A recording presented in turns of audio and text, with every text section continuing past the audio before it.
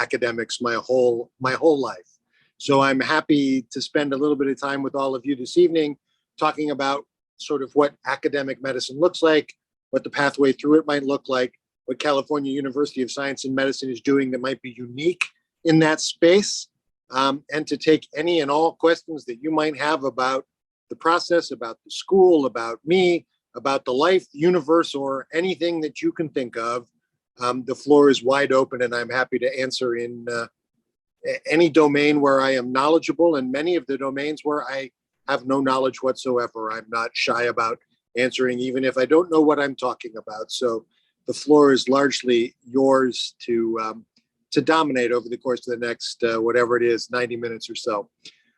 California University of Science and Medicine is a health sciences university in Southern California, specifically in Colton, California, which is in San Bernardino County, for those of you who are SoCal natives or who have looked at the map to see what's going on in SoCal.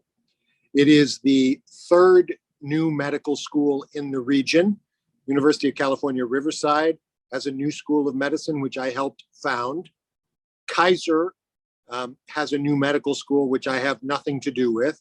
And California University of Science and Medicine, another school of medicine and health sciences university that I've helped found. The California University of Science and Medicine, much like UCR, is designed to sort of enhance economic and educational opportunities primarily, but not exclusively, for students from this region, but definitely to produce health professionals with a commitment to working in this region, because this is a region that is deeply underserved from a health professions standpoint, with health outcomes that are significantly below state and national averages. So the idea is we provide pathways for students who have an interest and a focus and a commitment to giving back to the communities in which they train, with the idea that we can bend the curve on economic opportunity, we can bend the curve on educational achievement, and we can bend the curve on health outcomes for this region. That's the reason that we exist. We, of course, take students with all sorts of interests. Not all of them match exactly with what we're trying to do, and anyone who completes our medical training will be a good candidate to match anywhere into any discipline in any region of the United States. We had our first graduating class last year. It was 61 students. Every single one of them matched into a residency program, about 60% in California and about 40% in residencies of their choice outside of California, including places like Stanford, UCLA, the Cleveland Clinic in Ohio, Temple University in Philadelphia. So we put students kind of all over the place, but our goal, or our reason for being, is to help bend the healthcare outcomes curve in the state of California, and specifically in inland Southern California. So that's why we exist. That's what we look for. We're interested in students who are interested in that kind of mission. I will say on the front end of this that there are many parts of California that are underserved, not just inland Southern California, but the Central Valley and almost anything north of Napa Valley in California are all regions that are underserved. And that's kind of the focus of what we do.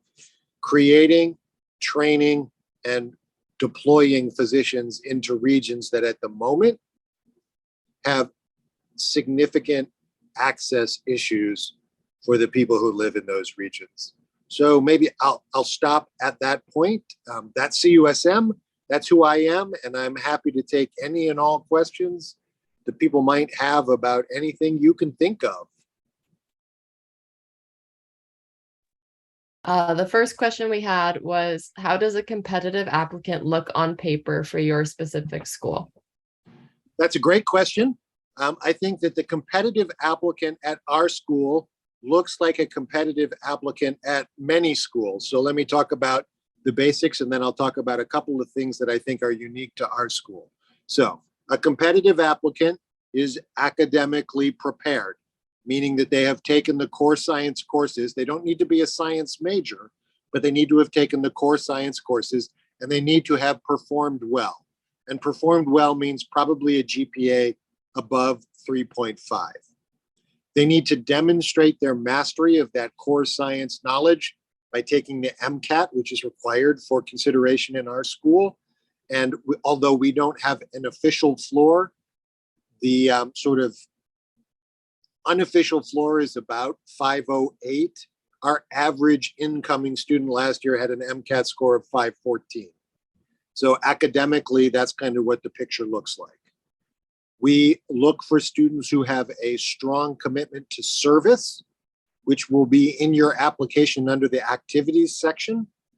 And there we look for not just in fact, not at all at the number of kind of service related activities that you do, but your dedication to it by number of hours, but even more by your kind of commitment across time. So 1 or 2 significant commitments that you've sustained over many years is probably more useful for us or more important to us than 10 or 15 different service activities, each of which was a single day in length, for instance. We do look for research, not because we're producing researchers, but because experience with and knowledge about hypothesis-driven seeking of new knowledge is important in the practice of medicine. And so we're interested in students who have research experience. That does not need to be in science, but we are looking for active involvement in research. We're looking for some level of experience in the clinical space. In other words, do you know what you're getting yourself into, and have you spent some time exploring what the profession looks like? This does not need to be thousands of hours of shadowing, which I believe is not a particularly useful use of your time. But we do want to know that you've explored the profession with enough seriousness that you are reasonably confident that this is what you want to do with the rest of your life. We are looking for a commitment to underserved communities. We are looking then, in our own case, specifically, we give priority to students from our region, which is Riverside and San Bernardino County, students who are first in family to attend college, and students who come from educational or economically disadvantaged backgrounds. Just to give you some sense about the level of priority that we provide for those categories, about 40% of our incoming class comes from our region, and that is only probably 2% of our applicants come from our region. About 35% of our class come from economically or educationally disadvantaged backgrounds, and again, that's far in excess of the proportion of our applicants who come from that background. And about 30 or 35% of our class come from, are the first in their family to attend college. Again, far in excess of the number of applicants who meet that criteria. So we really do look at applicants for those criteria. We don't specifically recruit around race, ethnicity, or gender, but the outcomes of our recruiting process exceed national averages in those domains. So about 25% of our class come from groups that are historically underrepresented in medicine. In our case, that's predominantly Latino, Latina, Latinx, but also African American and Native American. And about 54% of our incoming classes are now female, which is actually no longer unusual in medicine, but historically is underrepresented in medicine. So broadly speaking, that's what we're looking for in applicants. And then specific to our university, students from our region, first in family, educationally or economically disadvantaged. Those are the kinds of groups that we're looking for in applicants to our school. Another question was, where do medical students do rotations at CUSM? We have a network of hospitals and health systems that partner with us. Our primary partner is the San Bernardino County Hospital, which is Arrowhead Regional Medical Center. It's literally right across the street from our medical school. I can see it out my office window every day, and I myself actually practice in that hospital. About 60% of our clinical training happens in Arrowhead Regional Medical Center. 40% of our training, the rest of it, in essence, happens in a network of partners across the Southern California region. That includes hospitals very nearby, like St. Bernardine's in San Bernardino. It also includes hospitals in the high desert region, including Desert Valley, St. Mary's, Barstow Community Hospital, and the Choice Medical Group. And it includes hospitals in Los Angeles, and Orange County, such as St. Francis West Anaheim and St. Francis and West Anaheim Hospital. We have a number of smaller affiliations as well with Pomona Valley Hospital, but in total, our third year core required clerkship experiences all happen in the Southern California region. We sort of have a 30-mile policy. If it's within 30 miles, you drive there, and if it's beyond 30 miles, but in our region, we provide housing. So for Los Angeles, Orange County, and the high desert, we actually provide housing for our students in those regions. Another question we had was, what kind of clinical experience does CUSM prefer to see from an applicant? I don't think we have a strong preference. I think what we would like to see is that you've spent a significant amount of time exploring what the field of medicine looks like. So it could be shadowing, it could be scribing, it could be a variety of other experiences, but what we want to know is that you have spent enough time in the clinical space to understand, at least on a basic level, what's involved in the practice of medicine. As you know, positions in medical school are relatively limited, and although we don't harp on that, we do need to fill those positions with students with a high likelihood of completing the program, because if someone withdraws after they enter, it's very hard to fill that spot. And since our particular mission is to increase the number of practicing physicians in our region, it's important that we graduate as close to 100% of our students as we possibly can. So that's more what we're looking for in the clinical experience, but the exact type can be almost anything that you can imagine. Next question is, does it matter when you start doing clinical volunteering hours during undergrad? No, not at all. So some students started almost in kindergarten, and other students don't actually know that they would like to consider applying to medical school until partway through their undergraduate experience. The exact timing is immaterial. It's the exposure and the thoughtful interaction with clinical experiences that matter to us, not the exact time that you start. Next is, what kind of academic support does your institution provide, especially for students who have taken a couple of gap years? We have a comprehensive academic support system, and in fact, we're enhancing it even as we speak.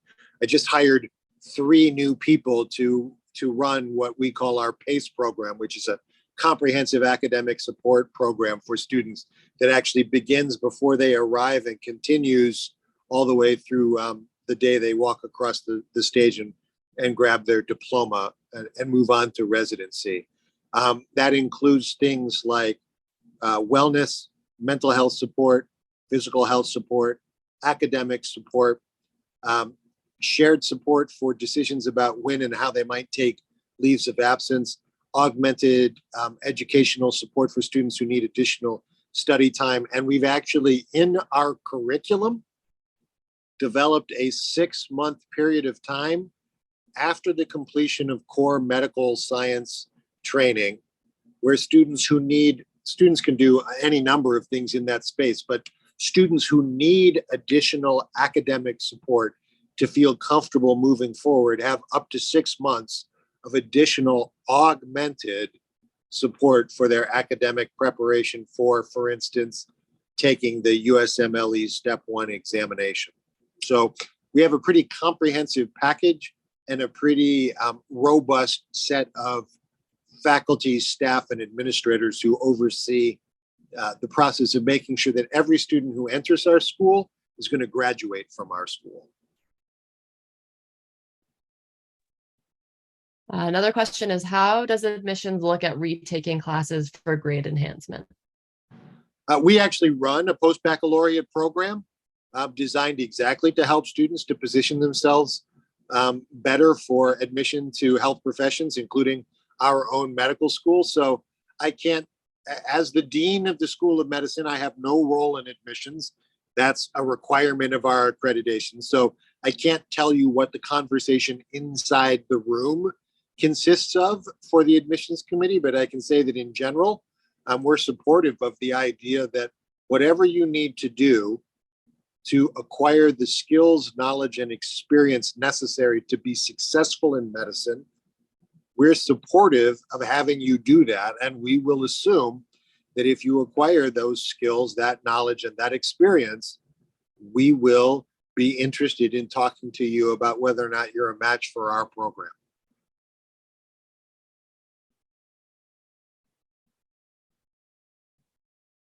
Another question is, when you were talking at the beginning, what did you mean by bending the curve? So what I mean by that is that health outcomes in our region are at or near the bottom of the state. They're below state averages, and they're well below the national average in terms of outcomes in any health measure that you would choose. Cardiovascular health, diabetes health, longevity, you name it. We in this region face significant barriers to what would be a normal health and life and wellness expectancy compared to state averages and national averages. That's been true for decades. What we propose to do with CUSM is to help bend the curve on that, to move us closer to parity with reasonable expectations for what it means to be well and healthy in the state of California and what it means to be well and healthy in the United States in the 21st century. Now, ideally, we would also like to bend the curve for the state of California and the United States, which I suspect many people on this call know. The United States lags behind all other peer nations in terms of health outcomes. If you live in this country, you will live less long and be less healthy than you would be if you lived in any other peer country in the world. So there's something, there's work to be done across the entire system, but our particular focus is on improving the outcomes in this region. Now, if I can just editorialize a little bit, there are other curves we would like to bend. So for instance, higher education attainment in this region is below state averages, and we'd like to bend the curve on that. The representation of historically underrepresented groups in the practice of health professions is less than state and national averages, and we'd like to bend the curve on that as well. But what I meant specifically was that we would like to make this region, this state, and this nation healthier on the basis of what we're trying to do in this particular health professions university. The next question is, how does the admissions team look at applicants who've taken the MCAT more than once if there's an improvement on the second attempt? We look sort of holistically at the entire application. And in general, we take the highest MCAT score that's in your file. So we don't average, for instance, which some schools do. That, again, I'm not in the room, so I can't say for sure that there wouldn't potentially be other red flags that might make the committee look more carefully at MCAT performance, but in general, we take the highest MCAT score that's in your file and we recognize, or we put more weight on the more recent aspects of your GPA. So for instance, how did you do not when you first entered college, but in your third and fourth, or in your junior and senior year of college? Or if you did a post-baccalaureate program, how did you do in your post-baccalaureate program? We don't ignore the rest of your file, but we do tend to recognize or put more weight on the more recent aspects of your performance, because everybody, we believe, grows into their potential, which means that the day you arrive on campus for your undergrad experience may not represent the best you could be.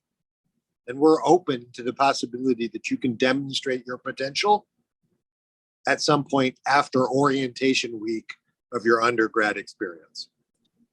Dr. Lyons, I just want to add this one thing, though, is that there is a lot of rumors on chat rooms and things about just taking the MCAT, sitting for the MCAT as a practice.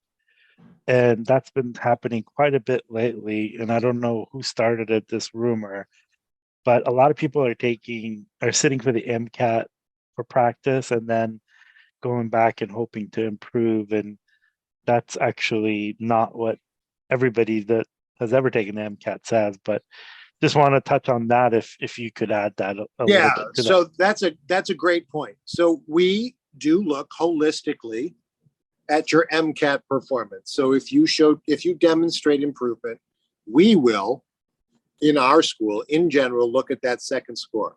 I would, however, strongly recommend that you not take the MCAT until you are genuinely ready to do so. In other words, there should be no practice MCAT. You take the MCAT when you have taken all the requisite science courses necessary and you have done all of the preparation necessary to expect that you will show your best performance on the MCAT. The reason to take it a second time is that despite that preparation, some people don't perform the best that they could, or perhaps the preparation wasn't as good as it should have been, although they thought it was enough. A second take or a third take or a fourth take of the MCAT should represent attempts. Each attempt should represent a retake after you have done everything possible to have been prepared for the previous attempt. Because the single cleanest, most powerful MCAT score in any application is a single first-time take with an outcome that meets the expectations of the admissions committee. So thank you for asking that question. Yeah, and I put the link on there for the practice exams that you could take that is not recorded. Yes. And I put that link on there as well. Yes. But yeah, don't take the MCAT. Don't register for the MCAT and take it as a test. Yes, there are a million practice opportunities that are not recorded. If you want to take practice MCATs to see where you stand, then take a practice MCAT to see where you stand. Do not take the real MCAT as a practice exam. That will not serve you well. And to be honest, most, maybe all these days of the practice exams are pretty good representations of the breadth, depth, and kinds of questions you're going to see on the real exam. If you take practice exams from reputable MCAT prep sources, you will see what I believe is a reasonable representation of what the actual exam looks like. Somebody asked this funny question: is how did you study for the MCAT? And I That's think a that's a great but terrible question. I didn't actually study for the MCAT at all, and I am embarrassed to say that. That is not the right answer. I want to be 100% clear. The MCAT is comprehensive, exhausting, and important. Now, we could argue about whether or not it should be any of those things, but in this moment, it matters.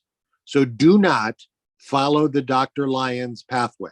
I literally studied not at all for the MCAT, and that is not the right pathway for anyone that I'm aware of. Yes, and you took it when with paper and pencil, Yes, and also there's a lot more sections now than it was. there are. Although, interestingly enough, the new sections are probably more to my strength than the old sections, but point well taken.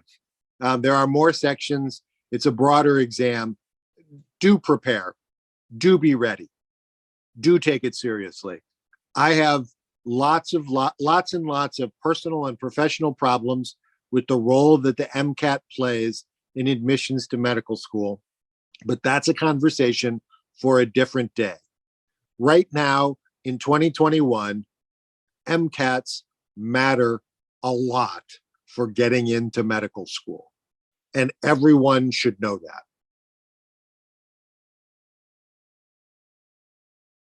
Another question that came up was, what is the age range for the current entering class? The current entering class, the class that just entered this last summer, ranges between 22 and I think 28, but we actually have some students.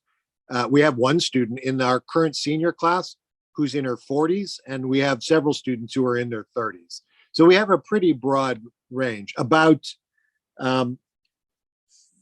55% of our class went directly from, or more or less directly from undergrad into medical school, but almost half our class did not. They did other things in between. So we have, although they're, sorry, I'm old. They all look young to me, but we actually have a relatively diverse incoming class from an age distribution perspective.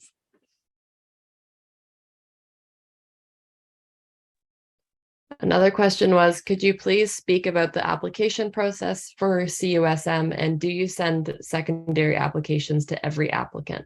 And how are your interviews done? Yes, so we do not. So we take seriously your original application. So the original application we accept through AMCAS like everybody else. It's the standard application, the same information, the same questions, the same data. We review we get about 6,500 applications for our 130 spots. We review every single one of those applications. Every single application gets reviewed. We do not send a request for secondary applications to anyone who we would not consider for admission. Now, that does not mean that if you get a secondary application, we will necessarily offer you an interview. But if you get a secondary application request from us, it's a real request. We think that your basic application is strong enough that we would be willing to consider you for admission to our school. And then the actual decision about whether or not we interview you is based on the information from your primary application, and even more importantly, the information that's in your secondary application. So the second thing I would say is take the secondary application seriously. That's probably not true just for us. It's probably true at most schools, but definitely for us. If you get a request to submit a secondary application, take it seriously. The questions on that application matter to us, and we look closely at the information that you provide.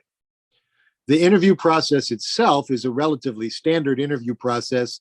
It's virtual these days, as many schools are, designed because the pandemic demonstrated that we could, and virtual saves applicants a lot of time and money associated with the interview day itself. It does mean that you don't get to see our lovely building, and you don't get to meet our lovely people in person, but it saves you a ton of travel time and money.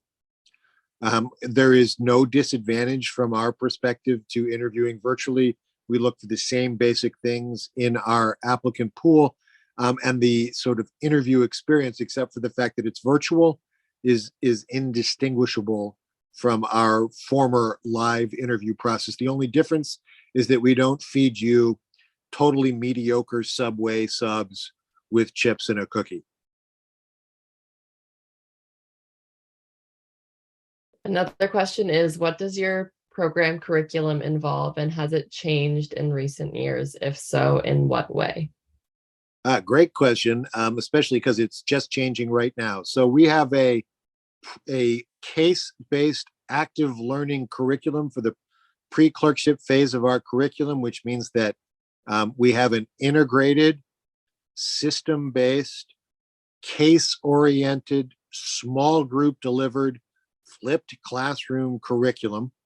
We have very few lectures, and those lectures are all pre-recorded and studied by students on their own. When you arrive at school, we're doing active teaching in small groups around the content of those lectures. You are in colleges from day one, so small 12-student colleges that you will stay with through the entire pre-clerkship curriculum. It's a single pass system, so we don't do what some schools do, which is kind of all the way through normal one time and then the second year all the way through abnormal. It's a single pass system.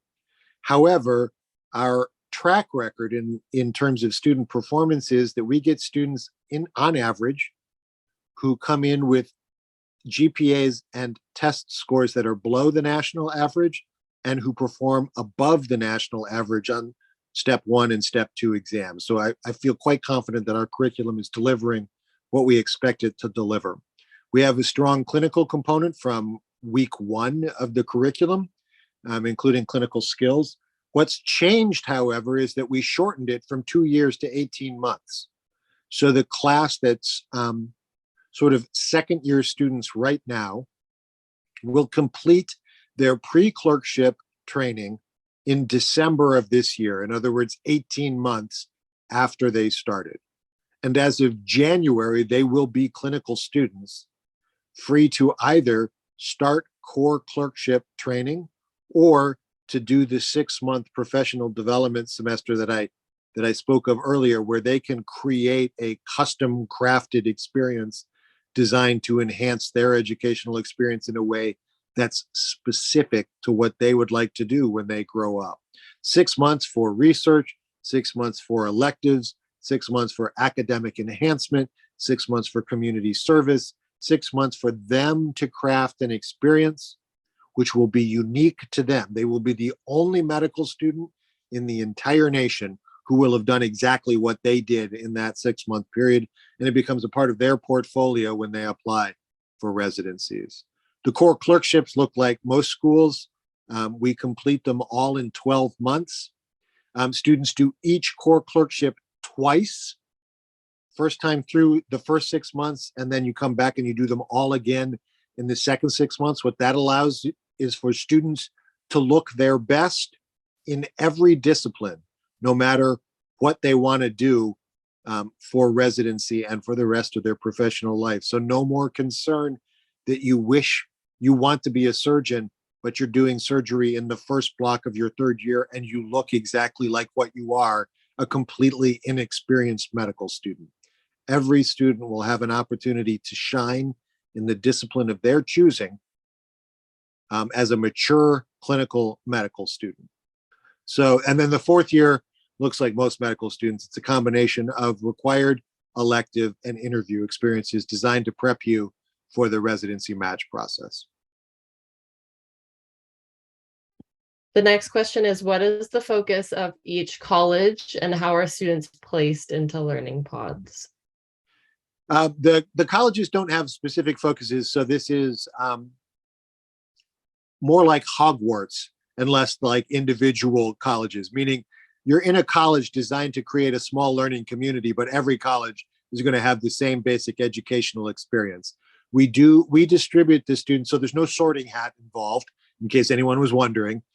We design each college to be reasonably representative of the diversity of our incoming class. So we try to balance by region, by gender, by interest, by race and ethnicity, so that each college more or less looks comparable to every other college.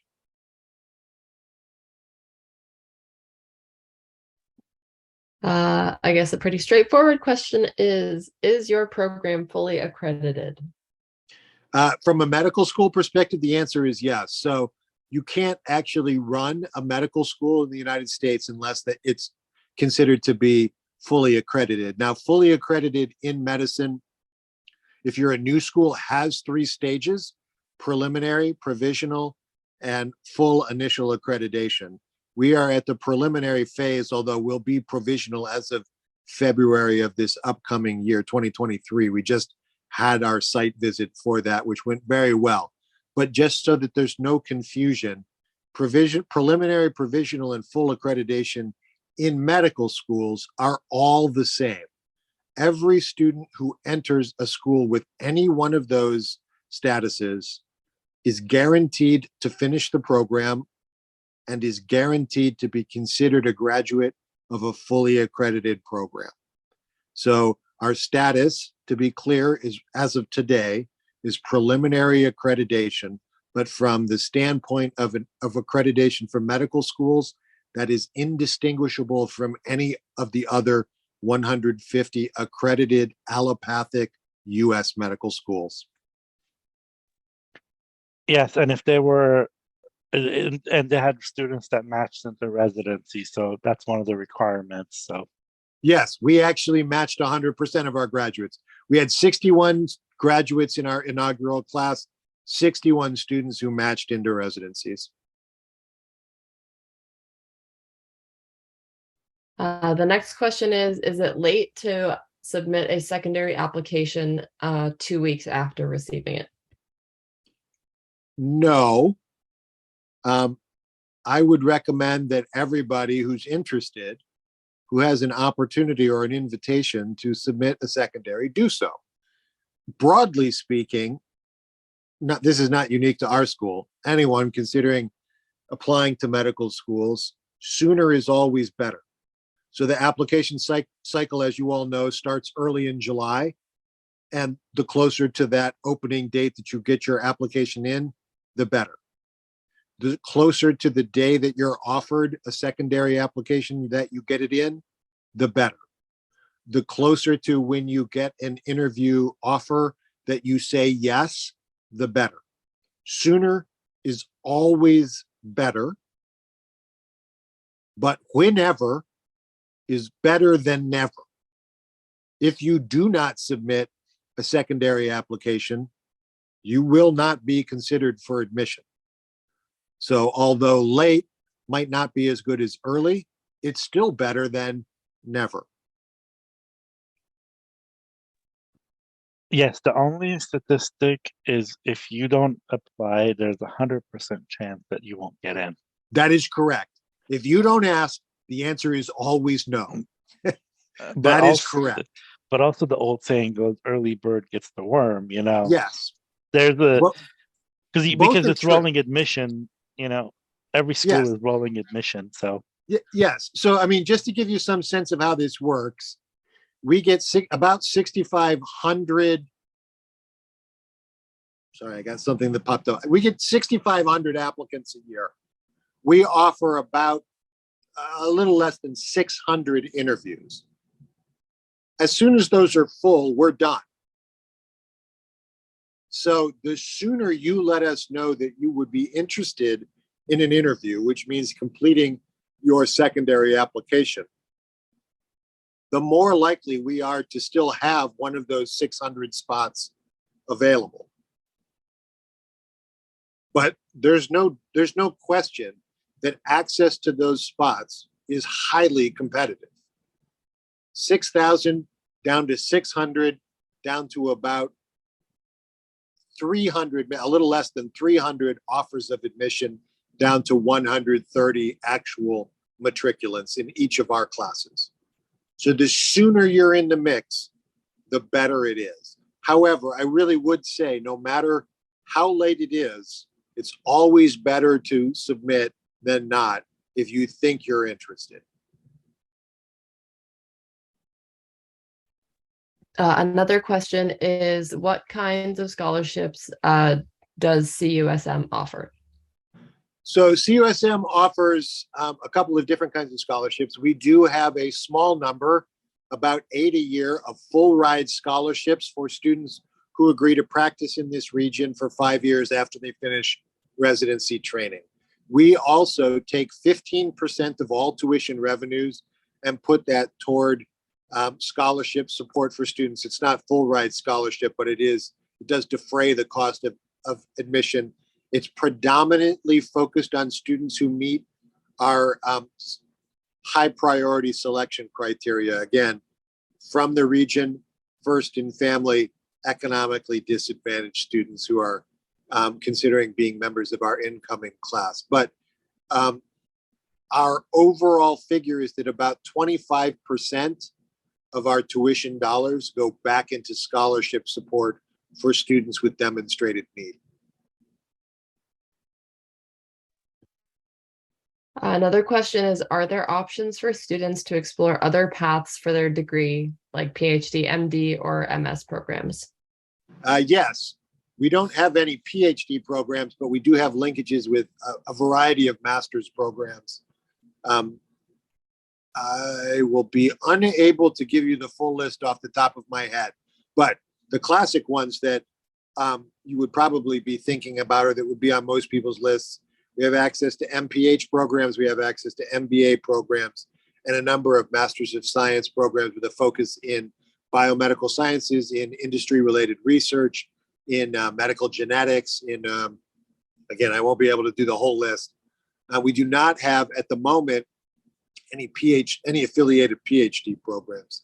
I will say that all of those master's programs are outside of CUSM, but we have pathways that provide for sort of seamless articulation into those programs and then back into the MD program to complete your training.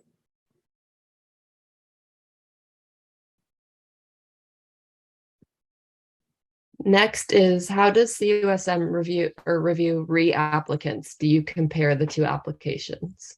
Yes, we do, because if you did not get in the first time, although it is a somewhat unpredictable process, we do want to see what you've done in the interval to enhance your application. So don't submit the same application a second time. If it didn't get you in the first time, it really won't get you in the second time. So when you, and this is again not unique to CUSM, if you don't get in your first application cycle, you should go back to someone you trust as a counselor and mentor in this space and review your application for gaps, GPA, MCAT, research, clinical experience, service, leadership, and personal statement, match to mission of the schools that you applied to, and regional connection. Because most schools are looking for students from their region. Not all, but most. So if you don't get in the first time, assume that you need to make some adjustments. It does not mean that you won't get in, and it certainly doesn't mean that you're not worthy of getting in, but schools are going to look for whether or not you appear to have done a meaningful self-critique of your original application and done something to adjust what you rationally believe are gaps in that application. I put a quote by Albert Einstein: insanity is doing the same thing over and over again, expecting different results. So yes, that's an excellent quote. And in medical education and med school admissions, it's absolutely applicable. they know the previous application, they could look it up easily, and yeah, it has to be different. Yes, it does. And it needs to be meaningfully different. In other words, really do look for what you think would have been the gaps and address them explicitly.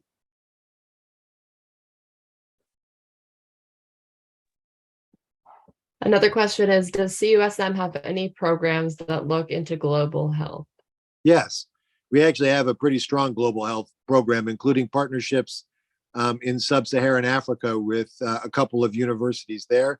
We actually help teach a number of programs in Rwanda. We have collaborative research in Rwanda and Uganda, and we have shared faculty appointments with several international partners. So yes, we have I think, especially given the fact that we're only 5 years old, I think we have a pretty robust global health program.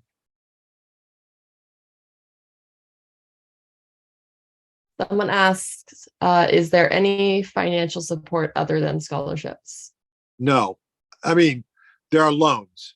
The same way I went to medical school, in the same way that most students who are not independently wealthy go to medical school. So we're certified to offer, Title IV federal financial aid. You can take out loans, and we have a system in place to help support that. But the primary support beyond loans is the scholarship support that I described. Now, Dr. Lyons, this is the question I've always asked every doctor, because I think a lot of people that are first gen and that, first generation from middle to low income families, have you ever struggled, and you went into academic medicine and not private practice where you could make a lot more. Have you ever financially struggled? Have you ever did not be able to have a car to drive, house to live in? So that's a great question. And actually, thank you for asking that. So just to give you a little bit more background about me, my mother was a full-time homemaker. My father was a minister. I grew up qualifying for free lunches at school through all of my elementary, middle school, and high school years. And I actually attended educationally underperforming schools. I came from rural Ohio. I was educationally, economically disadvantaged, and I do not come from a family of physicians. So I entered higher education. I was not first in family. Both my mother and my father attended university, but that did not translate to higher income in my family. I graduated from medical school in 1991, so a million years ago, with $161,000 in educational debt, which I believe in inflation-adjusted dollars is inching up toward $400,000 in educational debt in 2022, maybe 360 at this point. So I graduated from medical school with an above average, a far above average educational debt. I then chose to go into family medicine, one of the lowest paying disciplines in medicine, and chose to be in academic medicine, one of the lowest paying versions of any discipline you choose to be in.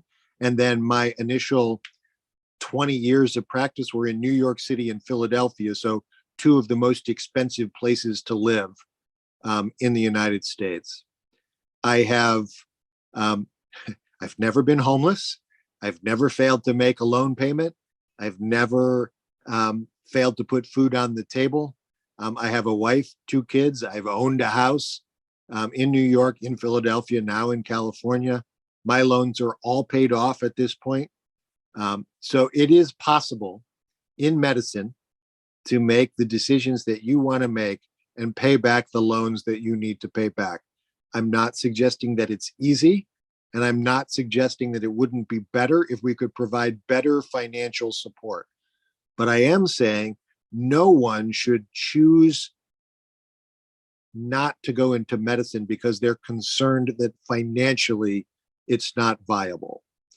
It is one of the most economically well-paid, stable, and predictable professions that you could possibly choose. And just one last thing, and you never struggled finding a job, right? Just No, putting that out there. I've never been unemployed ever. Well, I mean, in my earlier life, but in medicine, I've never been unemployed. No, And I've had a job every single day of my life. Yeah, I think this is the question we kind of get to a few times, and And my favorite thing that I've heard from somebody that unemployment for physician is so low that the Department of Labor doesn't even keep track of it. Yes, unemployment for physicians is almost 100% voluntary. If you're not employed as a physician, it's either because you're choosing not to be employed or because you have some specific disability that makes it impossible for you to be employed, which is a different sort of issue. And I don't mean to minimize that in any way, but unemployed physicians, not really a thing. Next is, how does the committee view SMPs versus postbacks? Does one look better than the other for your institution? No, I think we take the application as a whole, and we're happy to look at applicants from sort of any pathway they followed to get to our house. If you give me just a second, I see that it's getting dark. I'm going to turn on an overhead light here and see if I can be a little more visible so I don't look like a Halloween ghost. Just 1 second.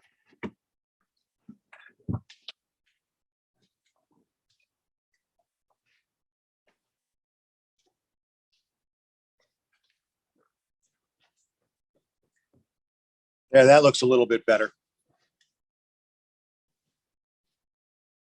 All right. Another question is there an early decision application? And if so, could you touch on that? Ooh, that's a good question. I believe the answer is no, but I could be wrong. Initially, we did not have early decision. We may, at this point, the application process for early decision is exactly the same as the application process for the regular decision if we have it. I would say there's no particular advantage to applying early decision to our school. And broadly speaking, I wouldn't suggest actually to anyone that they apply early decision to most schools unless, well, period. If you are a competitive enough applicant to be considered in the early admission process, you are highly likely to get into that institution through the regular process, and you're going to give yourself fewer options in terms of schools that you can consider. If you are a strong candidate, you apply early in the process, you'll get an interview early in the cycle, you'll get a decision early in the cycle, and you can sit on that decision all the way until May of the following year.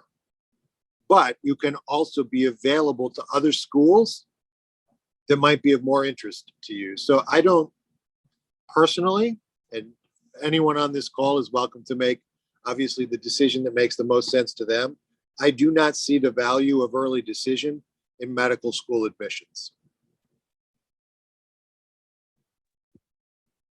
Someone asked, why did you decide to go primarily into academic medicine versus practicing? So just to be clear, I do practice. I still see patients regularly. Even now, in my role as dean and president, I still spend about 8 weeks a year in the hospital across the street seeing patients. So I've always practiced. That's a piece of what I do. I'm not in private practice. That's true. And I never have been. For me, the combination of patient care and teaching has always been what I wanted to do. If for some reason I hadn't been a physician, I probably would be a teacher. I love that sort of academic teaching component of what I do. So the ability to combine those two together is very appealing to me. But that's not to knock private practice. There are many sort of desirable aspects of being in private practice as well. And of course, many of my classmates and most of my graduates go into private practice. What is the biggest mistake pre-meds make during their undergrad years that impedes them from getting into medical school? The biggest mistake that they make in undergrad doesn't impede them from getting into medical school. It impedes them from getting the full value of an undergraduate education. So the biggest mistake that undergrads make in all institutions who are headed to medical school is they assume that's the only thing they should focus on in their undergraduate experience. Undergraduate education is the last opportunity you will ever have to have an undifferentiated educational experience with some of the smartest, most intriguing and interesting people you will ever meet in your whole life. And if you spend that entire experience focusing exclusively on what you need to do to get into medicine, you will miss out on 90% of the value of an undergraduate education. That's the biggest mistake that medical students, future medical students, make with their undergraduate experience. It doesn't impede their ability to get into medicine, but it also doesn't enhance their ability to get into medicine, and it costs them the value, the true value of the undergraduate component of their training. The next question is, how does CUSM look at an applicant who has had a 2007 criminal conviction but later has been dismissed? That's a really complicated question, which is hard to answer without specifics. In general, we don't hold it against people, but there are some criminal convictions that keep you from being licensed in some states, and that might, in fact, impact the decision-making process. And there are some criminal convictions that, for instance, if it were a sexually related or a child abuse related issue, would undoubtedly diminish your likelihood of being admitted. In fact, probably preclude your likelihood of being admitted to most medical school programs, just because even if it has in some way been removed from your record, not removed from your record or it wouldn't be there, but if it has in some way been sort of mitigated, it's still there, and is likely to create a whole variety of problems in the arc of training. And ultimately, you can't get licensed, so you can't see patients, basically. Yes, if you can't be licensed, no rational medical school is likely to let you in. Not because you're not worthy, but because it's quite likely not in your own best interest.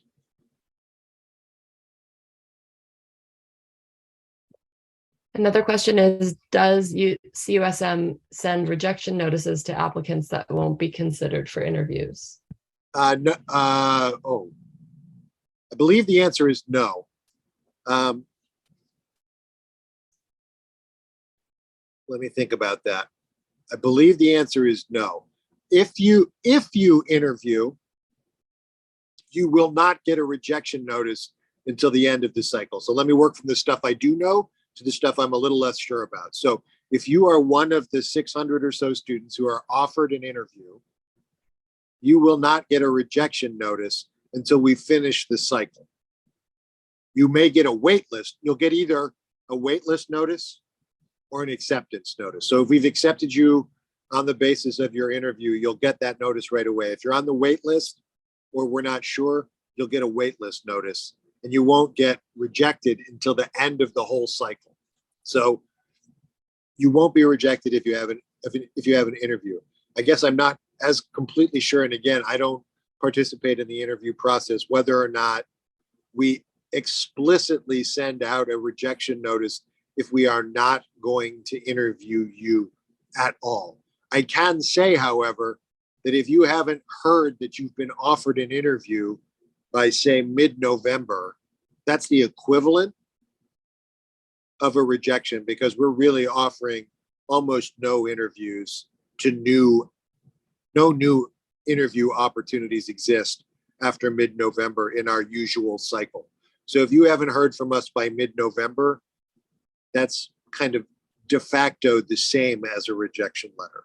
At the end of the whole cycle, everyone who applied, regardless of whether or not we notified you before, will get a notification that we've closed that cycle and that we're no longer considering applicants for the year. But that's, excuse me, in May of the following year.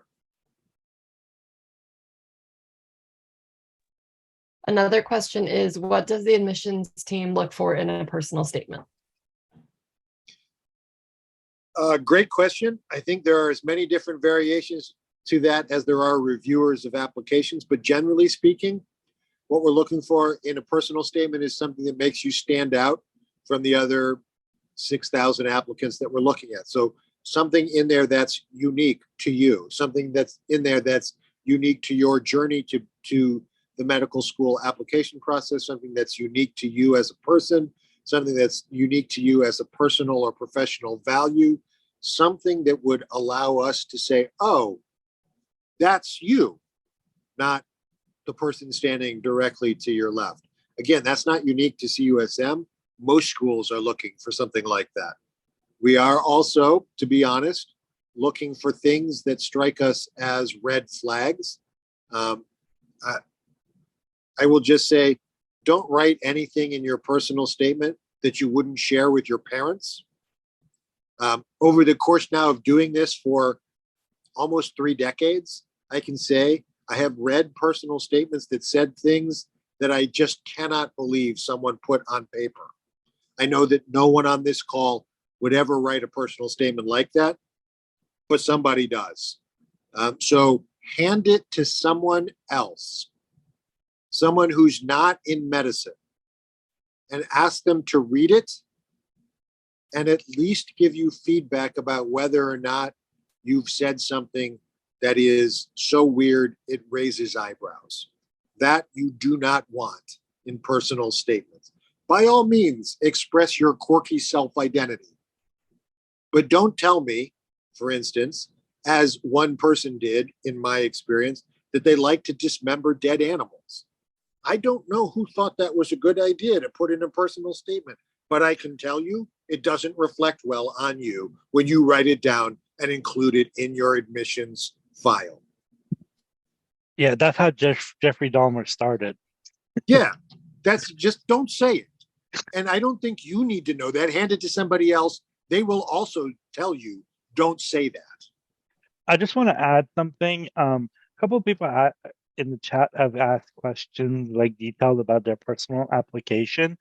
I put the admissions contact on there. They're probably the best people since they have access to the system. I'm pretty sure Dr. Lyons is pretty busy and he's not looking into the portal. So ask them, right?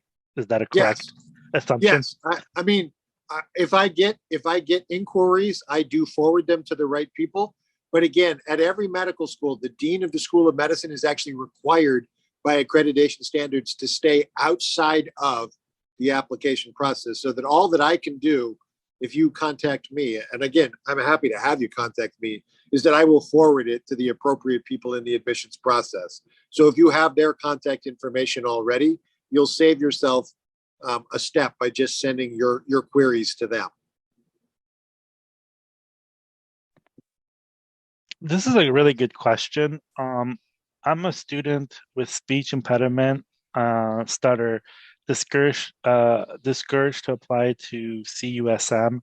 I was a tutor despite being a stutterer. So that's a interesting question, and I'll let Dr. Lyons answer that. So that's a great question. I don't believe, so let me take a step back. Every medical school, every school, period, but every medical school has to publish, and it's on their webpage somewhere, technical standards for admission to their school. That is to say, they need to identify those characteristics that are required to be considered for admission. And by sort of the reverse of that is also true. If you don't meet those standards, you won't be considered for admission. Stuttering, as a specific example, is not a precluding aspect of any school's technical standards that I'm aware of. In fact, it would represent discrimination because there's no reason that someone who stutters cannot be considered and cannot be successful in medicine. In fact, one of our most prominent faculty members is a world-renowned researcher in stuttering, and he himself stutters. So what I would encourage anyone who has a question about whether or not they meet technical standards, first review those technical standards, and then if you still have a question, by all means reach out to the admissions folks. But if you meet technical standards, you should apply. There should be no reason that any school, CUSM included, does not give you full consideration for admission if you meet the technical standards that we post for admission. We have students who stutter, we have students who have learning disabilities, we have students who have hearing disabilities, we have students who are visually impaired. So all of those are accommodations that we can make, and most institutions can make in the training program, that will allow individuals to be successful in the practice of medicine, to complete the educational requirements of our program, to graduate, and to match into the residency programs of their choosing.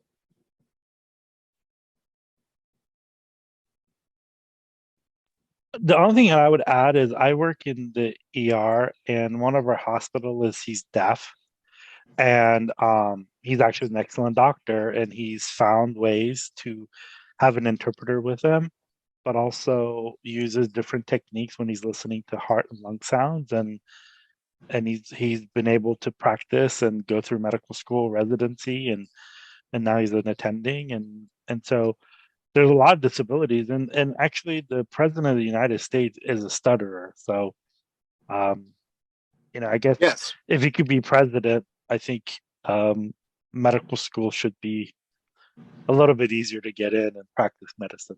Yes. But Yes.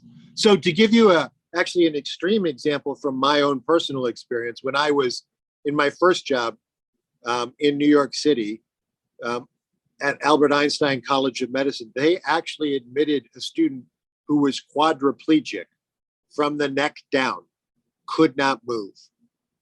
And they arranged to have someone who was essentially served as his body, did all the arm, all the hand, all the sort of physical interaction stuff was done by someone else. Now, most schools, I think that would not meet technical standards, but just to give you some sense about the art of the possible, that student was matriculated into Albert Einstein and graduated at the end of 4 years with an MD degree from Albert Einstein, despite being paralyzed from the neck down. yeah, we're actually going to have a physician next in the winter who's a PM&R doctor at Harvard, and she's actually in a wheelchair. So, yes. Another question is housing available near campus or a nearby city? Yes, there's a lot of housing. I mean, Southern California is an expensive place to live, but there's no real shortage of housing. As it turns out, relative to our region, housing near our school is relatively inexpensive. So there's lots of housing opportunities. There are actually some very good housing options that are within a block or two. We have a master's program, which is a master's in biomedical sciences, and a significant number of our students live in the housing that's within, quarter mile of the school. Our medical students tend to live in a variety of places, not necessarily as close. Some of them actually live as far away as Los Angeles by choice, though, not because it's a necessity. There is housing available within an easy drive of our school. Another person asks, do you know where we can find residency match stats, because they're curious about the specialties in the previous classes? I don't know that we have posted information about sort of where students went, but you can find the global number, which is 100%, on our webpage. So again, we had 61 graduates in our inaugural class, 61 students matched into residencies, 90% into one of their top 3 choices. I don't know that we post that anywhere, but that's true. We put 13 students into psychiatry. We put 11 students into emergency medicine. We put 10 students into internal medicine. So those 3 were our 3 largest. We put 3 students into orthopedics, including 2 women. We put 1 student into neurosurgery, 2 students into urology. And then the rest of our students were spread out over a variety of other disciplines. Our students were extraordinarily competitive in the match. So much so, as you know, or as I've said, maybe you don't know, but as I've said, our goal is to get our students to stay in this region. They were so competitive that we were not as successful keeping them in this region as we would have liked, because they are extraordinarily competitive applicants in the match, and they can go wherever the heck they want. So we actually, although almost 100% of our students come from California, only 60% of our graduates stayed in California. The rest matched other places because that's where they wanted to go. We kept about 25% in our region. So San Bernardino or Riverside County, all of them into programs that they wanted to go to. Yeah, I found the link and I posted it in the chat. Thank you. California, New York, Arizona, Texas, Pennsylvania, and it's divided by specialty as well. Someone was asking, does your school have any ophthalmology research opportunities for its medical students? Specifically, no, but we work with every student, including students in ortho, urology, neurosurgery, ophthalmology, the sort of what I think of as highly competitive residency opportunities to find specific research areas for them. So for instance, we've had a couple of students who are interested in plastics. I personally have direct connections to a number of plastic surgeons who I helped arrange clinical and research opportunities. We've worked with neurosurgery students to get similar opportunities, orthopedic students to get those opportunities. So we work individually with students who have those interests. We do not, in our own kind of sphere or within our own employed physician group, have a lot of those opportunities, but we've been able to create them for every student who needed and wanted them. Someone was asking, can a very high first attempt on the MCAT sort of make up for a low GPA? The short answer is sort of. I mean, they're different, right? So GPA is how you did across the entirety of your academic experience, and a MCAT is how you did on a single day with a single test. So they're kind of measuring somewhat different things. But yes, a high MCAT will catch people's attention, no doubt about it. A high GPA and a low MCAT, the high GPA will also catch people's attention. So again, to go back to the point that was made earlier, not applying is 100% rejection rate. So whatever's in your file, when you feel like you want to be considered for admission, put it out there. The rejection rate for people who don't apply is 100%.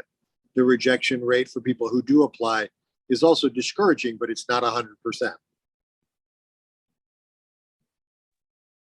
Someone was asking, what non-academic qualities does CUSM value the most in applicants?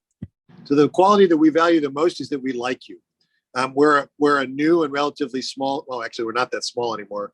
We have 130 students per class, but we still feel very much like a small family. We look closely for students that we think are going to fit in sort of culturally, interpersonally, with the rest of our community. Your fit with us from an interpersonal perspective, a community perspective, is very important to us. It's the same lens that we bring to the faculty and staff that we hire.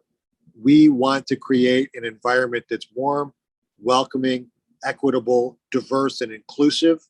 And for us, those are critical attributes of anyone who joins our family in any capacity, including students.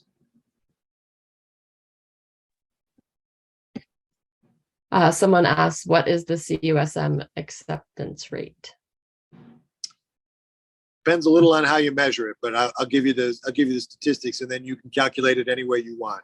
6,500 applicants per year, about 600 interviews offered, about 250 acceptances extended, 130 students matriculated.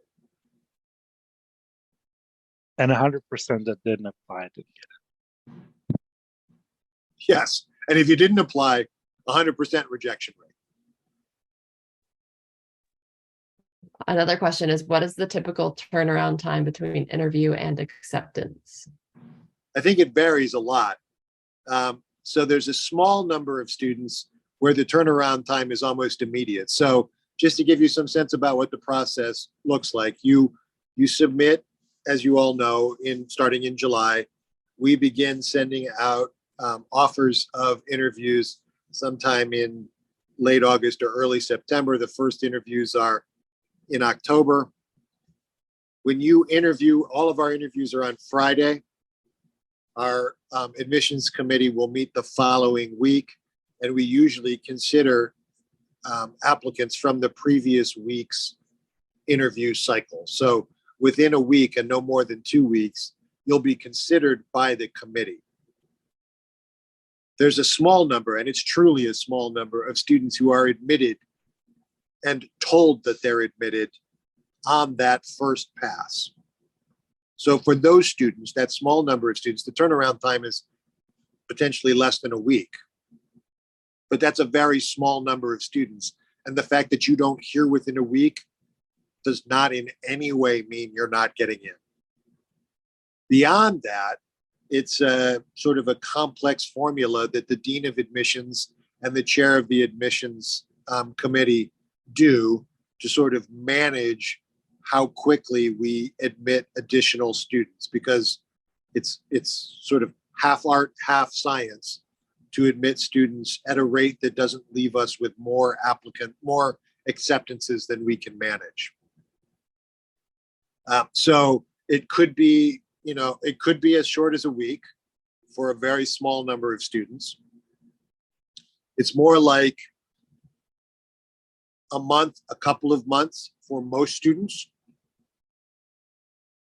But not hearing doesn't mean you're not accepted until we close the cycle in late May, early June. So you're not accepted until you get the notification from our system that we've closed the cycle for the year. A question that's come up a lot, and I'll sort of just pose it as one general question, is what can students in undergrad, high school, community college do as extracurriculars that would make them competitive for med school application? Well, a couple of thoughts on that. So service, leadership, and clinical experience are the things that we look for in the application itself. So anything that falls into any one of those categories is likely to be helpful. I will also say, however, especially if you're talking about high school and college, I would strongly recommend that you do things that aren't about getting into medical school. Do them because they're important to you. It may turn out that they'll end up in your med school application. It may turn out that they don't, but they'll make you a much better person. And again, as the sort of 2 questions back asked, that's what we're looking for at the end of the day. The non-academic component of this admissions process is, are you an interesting, full, well-rounded, and engaging person? Not, did you do really well on the MCAT? Someone was asking if there are fun things to do near Colton, California when there is free time.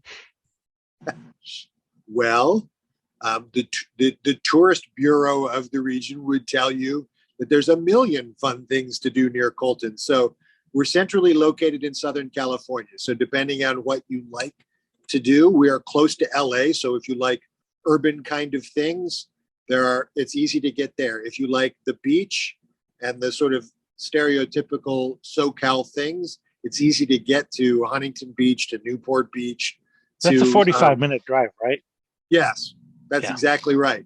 And if you like mountains and skiing, we're about 45 minutes to Big Bear or Lake Arrowhead. And if you like things like casinos or Palm Springs, we're about 45 minutes from there. So anything that you want to do in this stereotypical picture of what California life looks like is accessible from here. I also happen to believe, I live in Riverside, and as I already said at the top of this, I'm not from California, so I'm not intrinsically selling this region, but I live in Riverside, and I find it actually to be a very nice place with lots of things that I like: good food, nice farmers markets, easy accessibility to the things that are important to me, sort of right here in this region as well. And you guys are what, I think 20 minutes from Coachella Music Festival, so that's a... Yeah, yes, except that when the music festival is running, it's more like 3 hours to get there because of traffic. But it's easy True. to get to Coachella. Yes. I have a friend that did his at Arrowhead, and he rode his bicycle to the concert. So Well, if you do that, he's a ambitious guy. But yes, it's easy to get to Coachella. It's easy to get to Palm Springs. It's easy to get to Lake Arrowhead or skiing at Big Bear. Easy to get to the beaches and easy to get to LA. There's also, for those of you who want to gamble, there's a million casinos around here. Another question was, someone said, I haven't lived in California since 2013. How much has the Riverside San Bernardino population grown? And is there a need for access of care for a particular population? Since 2010, a 26% increase in population. And it's one of the 3 or 4 fastest growing regions in the nation. And it is, I believe, still the fastest growing region in California. It's unrecognizable from 2010. I'll tell you a funny story. My wife's first job out of college was in Redlands. So a million years ago, when I was dating her, I flew out to Redlands from Ohio for the first time in my life. So my picture of this region was from 1987. When we came back in 2011, utterly unrecognizable. Nothing that I recognized from sort of what I thought was a region I knew reasonably well. From 2010, 2011 to now, yeah, it's at least a 25 to 30% increase, continuing to grow at an extraordinary rate. Access to care is limited across the whole region. We're missing about 5,000 physicians compared to the number that we should have in this region. Another question that's come up a couple of times is, in terms of GPA, does a graduate GPA from a master's program replace an undergraduate GPA that isn't so strong? Replace? No, but weigh heavily, yes. Somebody asked a question about clinically underserved student-run clinics or places. I think, isn't Arrowhead Regional an FHQ? So Arrowhead Regional itself is not an FQHC, but they run a series of federally qualified health centers. The County of San Bernardino runs another network of federally qualified health centers. Our CUSM itself does actually sponsor a student-run free clinic that's an outreach clinic in conjunction with a church in Colton. So there's outreach from the school, but there's also a pretty robust network of federally qualified health centers. I will say it's not robust enough for the needs of the region, but it is an important part of the medical safety net in this region. So as a medical student, they'll have opportunities, right? Yes, they will. And again, the free clinic that CUSM sponsors is run by medical students. It's a student-run health clinic. Very cool. So anybody else have any other questions? We've gone through 78 questions, so ask for your, forever hold your peace. Oh, this is the one that people are asking about minimal hours.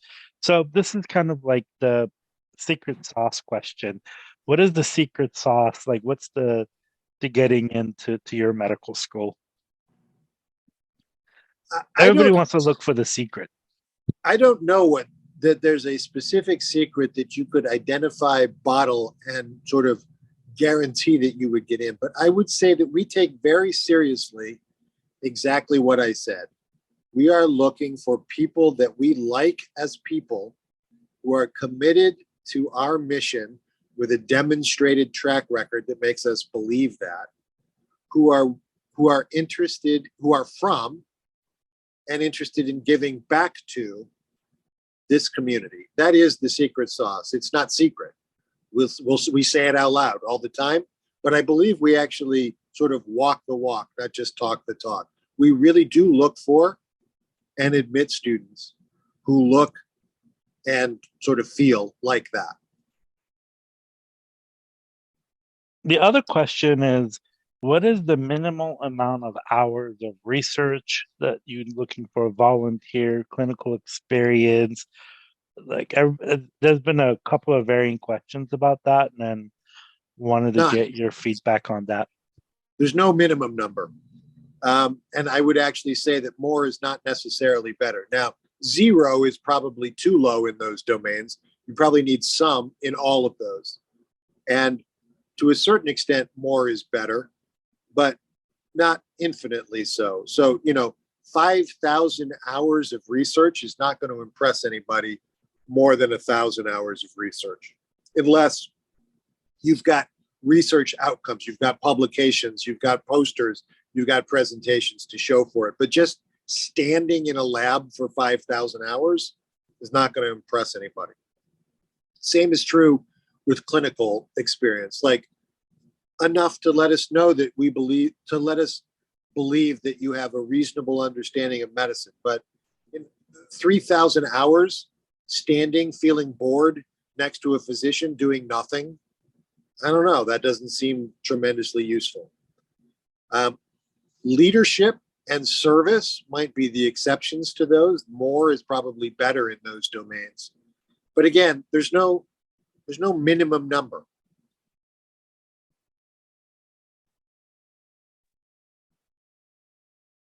So this is another question. This is again a numbers question. You mentioned earlier a 508 is an unofficial cutoff. Would you discourage someone with a 505 to apply? No.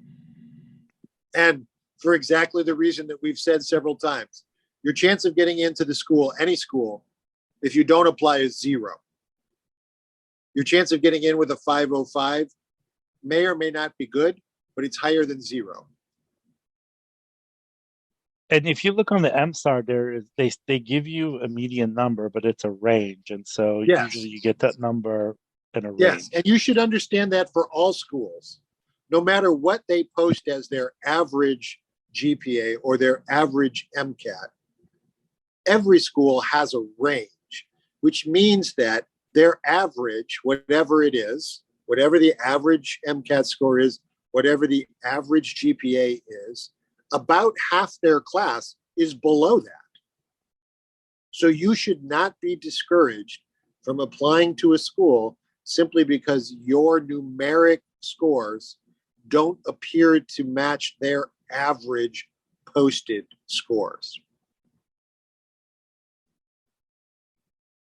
They have students just like you in their incoming classes. Very cool. Well, we don't want to keep you longer.